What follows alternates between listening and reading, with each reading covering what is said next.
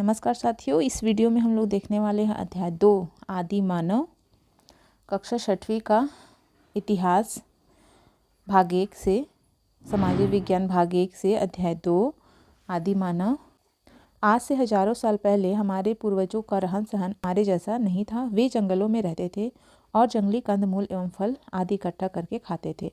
साथ ही वे जानवरों का शिकार करके उनका मांस भी खाते थे। आज आपके भोजन की ज़्यादातर चीज़ें खेतों में उगती हैं, लेकिन उन दिनों लोग खेती नहीं करते थे। तो इस पेज में देखिए, यहाँ तक तो बताया गया है कि पहले के लोग कंदमूल फल खाते थे। भोजन पकाना, आग, इन सब की जानकारी उनके पास नहीं थी। वे शिकार करते थे। शिकार करने के बाद मांस को खाते थे। उनके जो चमड़ी होते थे, उसे जो जानवरों के चमड़े को वे अपने कपड़े के रूप में देख सकते हैं चित्र में यूज़ करते थे। आदि मानव जो है छोटे छोटे समूहों में रहा करते थे, लेकिन वे किसी एक जगह पर घर बनाकर नहीं रहते थे। जब जंगल में किसी एक स्थान पर कंदमूल, फल, शिकार आदि समाप्त हो जाता था तो उनका पूरा समूह दूसरे स्थान की ओर चल देता था। इस तरह वे भोजन की तलाश में एक स्थान से दूसरे स्थान पर घूमते रहते थे।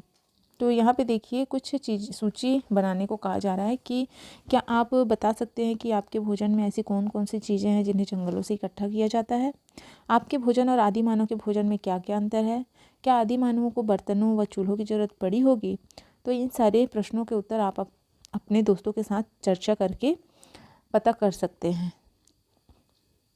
आगे देखिए, आदि मानव पेड़ों की पत्तियों, छाल तथा जानवरों की खाल से अपने शरीर को ढकते थे। आदि मानव पेड़ों की पत्तियों, छाल तथा जानवरों की खाल से अपने शरीर को ढकते थे। पुरुष और महिलाएं आभूषण का उपयोग करते थे। वे लकड़ी, शीप, शंख, चमकीले पत्थर जो होते थे या जीवों की हड्डी से अपने आभूषण बनाते थे। ठीक है। अब देखिए, जो आदि मानव थे वे पत्थरों के औजार बनाते थे। यहाँ पे बताया गया है पत्थरों के औजार। उन दिनों लोग लोहा या पीतल जैसे धातुओं से परिचित नहीं थे, तो अब वे औजार किससे बनाते थे? पत्थरों से। वे अपने आसपास प्राप्त होने वाले पत्थरों से काम चलाते थे। यही पत्थर का टुकड़ा उनका पहला औजार या हथियार था। इन पत्थरों को वे ध्यान से अपनी ज़रूरत के अनुसार आकार देते थे। शुरू में बड़े पत्थरों से चिप्पियाँ निकालकर औजार बनाने लगे। चिप्पियाँ निकालकर मतलब कि उसे पतला पतला जो उसके टुकड़े होते हैं बारीक, उसे निकालकर नुकीला औजार बनाते थे। बाद में पत्थरों के छोटे चिप्पियों को लकड़ी या हड्डी में लगाकर और अधिक उपयोगी औजार बनाते थे। चित्र में आप देख सकते हैं, इस प्रकार पहले था बिना लकड़ी के, और फिर जब उन्हें थोड़ा और ज्ञान हुआ तो वो इस प्रकार लकड़ियों में पत्थर लगाकर औजार बनाने लगे। हाथों में आसानी से पकड़े जा सकने वाले पत्थरों से हथौड़े, कुल्हाड़ी, बसुले आदि बनाए जाते थे। आदि मानवों ने जानवरों का शिकार करने के लिए तीर और भाले भी बनाए, जिनके नोक पत्थरों के होते थे। वे पशुओं की हड्डियों एवं सींगों से भी हथियार बनाते थे। औजारों का उपयोग आमतौर पर जंगली अनाज इकट्ठा करने, जमीन खोदकर कंदमूल निकालने तथा जानवरों की खाल उतारने के लिए किया जाता था। इस प्रकार वे औजारों का उपयोग किया करते थे, जमीन खोदने, जानवरों का जो खाल है उसे निकालने के लिए। अब देखिए, आग का प्रयोग। तो ऐसा अनुमान लगाया जाता है कि औजार बनाते समय या किसी और समय दो पत्थरों के आपस में टकराने से चिंगारी निकली होगी। तो औजार वे पत्थर का बनाते थे, मजबूत पत्थर से दूसरे मजबूत पत्थर को जब वो तोड़ रहे होंगे तब चिंगारी निकली होगी, तभी आग जलाना सीख गए। इससे आसपास की जो सूखी पत्तियां या घास थी आदि जल उठी होंगी।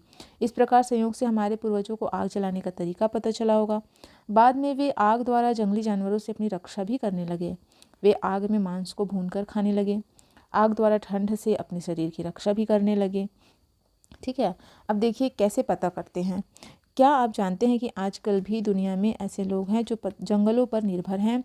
वे एक स्थान पर स्थायी रूप से निवास नहीं करते हैं और भोजन पानी की तलाश में जगह जगह घूमते रहते हैं। वे भी जंगली कंदमूल, फल, अनाज आदि खाते हैं तथा शिकार भी करते हैं। छत्तीसगढ़ के वनांचल जैसे बस्तर और सरगुजा में भी कुछ लोगों का जीवन जंगल में शिकार और वनोपज इकट्ठा करने पर आधारित है।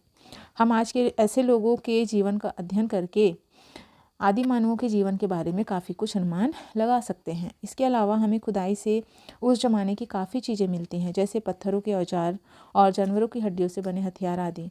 उस ज़माने के लोगों ने गुफाओं की दीवारों पर बहुत से चित्र भी बनाए थे जो हजारों साल बाद आज भी हमें देखने को मिलते हैं। इन सब में से हमें आदि मानवों के जीवन शैली के बारे में काफ़ी कुछ जानकारी मिलती है। अब देखिए सामूहिक जीवन कैसा था। आदि मानव सामूहिक जीवन देखते हैं। आदि मानव का सामूहिक जीवन। आदि मानव छोटे समूह में रहते थे और उनमें आपसी सहयोग की भावना थी। कंदमूल, फल, अनाज इकट्ठा करने का काम आमतौर पर महिलाएं व बच्चे करते थे। पुरुष मिलजुल कर शिकार करते थे, लेकिन कभी कभी पुरुष और महिलाएं दोनों शिकार करते थे और कंदमूल भी इकट्ठा करते थे। इस प्रकार जो कुछ भी उन्हें प्राप्त होता था उसे सब लोग मिल बांट कर खाते थे। किसी भी वस्तु को बचा कर नहीं रखा जाता था, हो सकता है खराब हो जाता था, इसीलिए वो बचा के नहीं रखते थे। सब जो खाना है तुरंत उसे खा जाते थे। समूह की सभी चीज़ों पर सबका समान अधिकार था। उनमें कोई अमीर या गरीब नहीं होता था। समूह के लोगों में कार्यों का कोई बंटवारा नहीं था।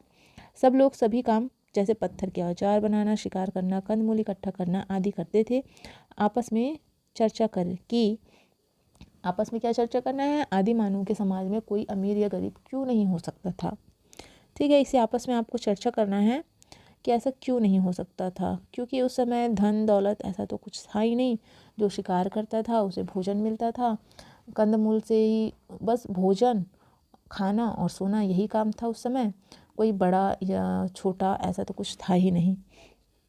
धार्मिक रीति रिवाज व मान्यताएं देखिए। आदि मानव प्रकृति के बहुत करीब थे और पेड़ पौधे, पशु पक्षी आदि को अपने सगे संबंधी मानते थे। वे देवताओं में भी विश्वास करते थे। वे देवताओं में भी विश्वास करते थे। वे मानते थे कि उन्हें खुश करने पर अच्छा शिकार और खाने की भी अन्य चीज़ें मिलेंगी। देवी देवताओं पर विश्वास तो करते थे।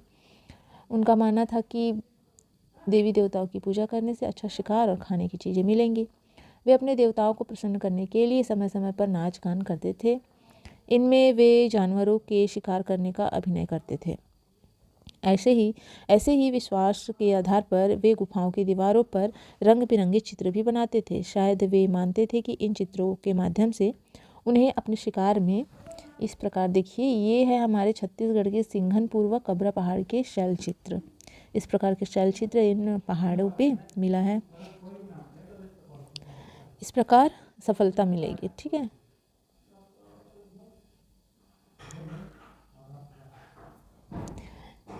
शायद वे मानते थे कि इन चित्रों के माध्यम से उन्हें अपने शिकार में सफलता मिलेगी। छत्तीसगढ़ में रायगढ़ जिले के देखिए कबरा पहाड़ और सिंघनपुर तथा दुर्ग जिले के चितवा डोंगरी और डोंडी लोहारा की गुफाओं में आदि मानव के बनाए गए चित्र मिले हैं। कहाँ पे? छत्तीसगढ़ में रायगढ़ जिले के कबरा पहाड़ी, सिंघनपुर, दुर्ग जिले के चितवा डोंगरी और डोंडी लोहारा की गुफाओं में आदि मानव के बनाए गए चित्र मिले हैं। तो मेरे ख्याल से चितवा डोंगरी ये अब बालोद जिला में है। ये चित्र रंगीन है, इनमें छिपकली, घड़ियाल तथा अन्य पशुओं के चित्र हैं। सिंघनपुर की गुफाओं में गहरे लाल रंग के चित्र हैं। यहाँ मनुष्य की आकृतियाँ बनी हैं तथा आड़ी तिरछी लकीरें भी बनाई गई हैं। एक आकृति में कुछ लोग एक पशु का शिकार करते हुए दिखाए गए हैं। तो इन चित्रों की विशेषता क्या है? सीढ़ी नुमा आकृति। ये देखिए सीढ़ी नुमा आकृति है, यहाँ पे शिकार करते हुए भी बताया गया है।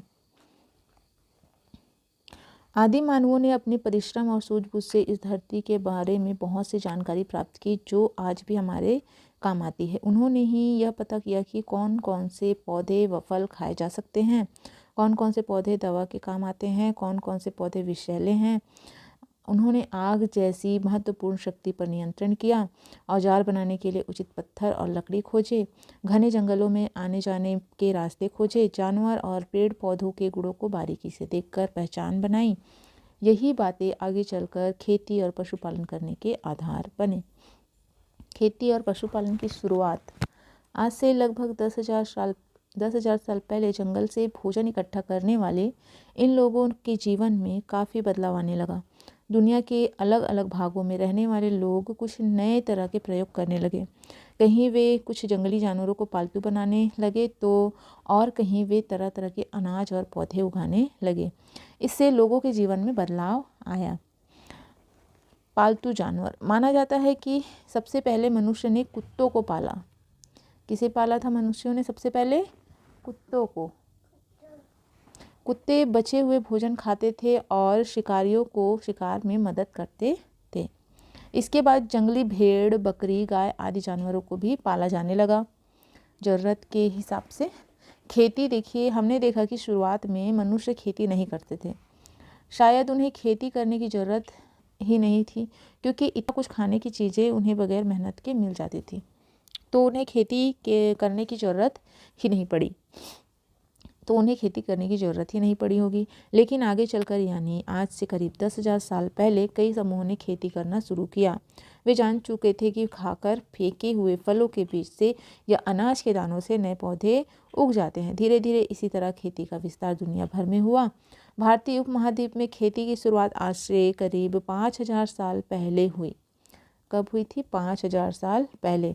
शुरुआत में जो खेती होती थी वह आज की तरह स्थायी नहीं होती थी, यानी एक ही खेत में साल दर साल खेती नहीं की जाती थी। इस तरह खेती के लिए पहले कुछ क्षेत्र के जंगलों को जलाकर साफ किया जाता था। फिर उस स्थान पर 2-3 साल तक लगातार खेती की जाती थी। उसके बाद खेत में पैदावार कम होने लगती थी।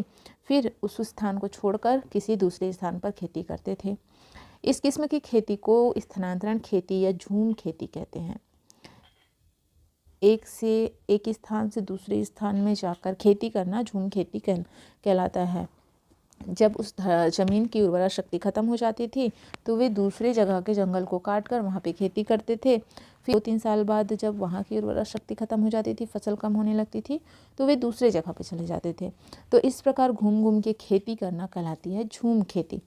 आज से लगभग 50-100 साल पहले तक इस प्रकार की खेती प्रचलित थी। भारत में विशेषकर उत्तर पूर्वी राज्यों व अन्य आदिवासी क्षेत्रों में इसी तरह की खेती की जाती। छत्तीसगढ़ के कुछ क्षेत्रों में, विशेषकर बस्तर, सरगुजा जिलों के सघन आदिवासी क्षेत्रों में इस तरह की झूम खेती अभी भी होती है। तो छत्तीसगढ़ में कहाँ कहाँ होता है? बस्तर तथा सरगुजा जिले में, उत्तर एवं दक्षिण भाग में।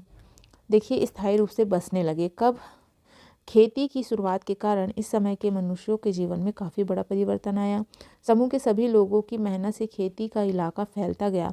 वे शिकार तो अब भी करते थे, किंतु भोजन की तलाश में जगह जगह घूमने की जरूरत उन्हें नहीं रही। इसके अतिरिक्त अब लोग एक स्थान पर स्थायी रूप से बसने लगे। खेती करने के कारण उनका एक स्थान पर लंबे समय तक रहना जरूरी हो गया, क्योंकि फसलों की बुआई से लेकर कटाई तक में काफ़ी समय लगता था। लगातार खेतों में काम व रखवाली करनी पड़ती थी। फसल जब पककर कट जाती थी तो उसे साल भर के उपयोग के लिए बचाकर भी रखना पड़ता था।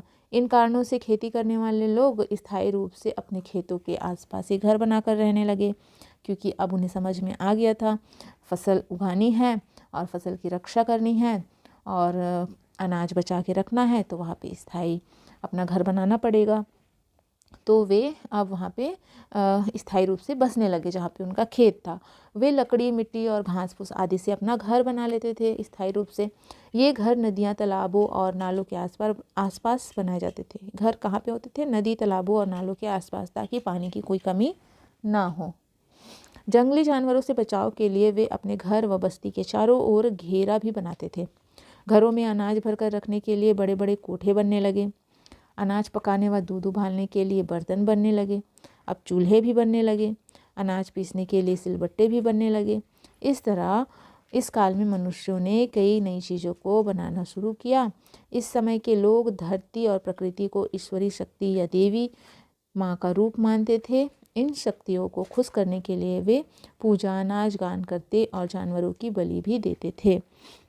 तो इस प्रकार आदि मानव जीवन किस प्रकार विकसित हुआ, यह इस पाठ में हम लोगों ने देखा कि वे किस प्रकार फल फूल कंदमूल खाने वाले जो खानाबदोश थे, वे कैसे स्थायी घर बना के रहने लगे, खेती करने लगे और पशुपालन करने लगे।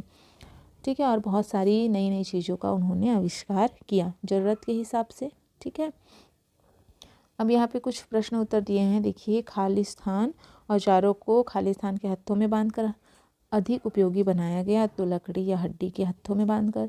सिंघनपुर की गुफा कहाँ है? रायगढ़ जिले में स्थित है। भारत में खेती की शुरुआत 5 से 6 हज़ार साल पहले हुई। आदि मानव का पहला पालतू पशु कौन था? कुत्ता था। ठीक है।